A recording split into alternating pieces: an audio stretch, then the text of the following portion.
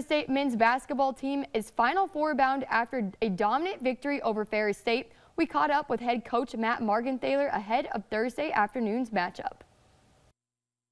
West Texas A&M coming up for the Mavericks. What will be some of the keys to victory in the Final Four? Well, I'll tell you, West Texas is a very, very talented offensive team. They've got a guy, Larry Wise, is their four-man. He's a man. I mean, he's probably one of the best players we've seen all year long. And we're going to have to do a good job on him. They got some perimeter shooting that has really been good for them this past year.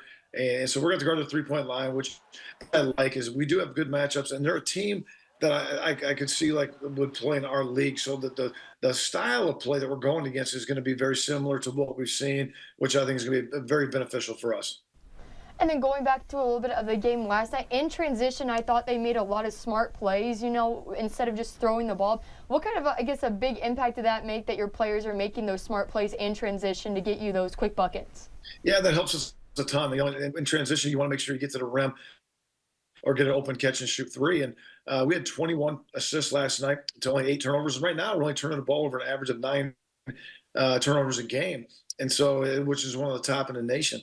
You know, if this team, again, if we get shots, we're going to be hard to guard and hard to beat. And that's something that we have to continue to do. I think that we'll be able to do that against West Texas. They're a team that wants to get out in transition. They're averaging 14 points in transition themselves. So it should be a really highly contested game going up and down the floor. All the action begins at 3:30 tomorrow. We'll have more tomorrow night.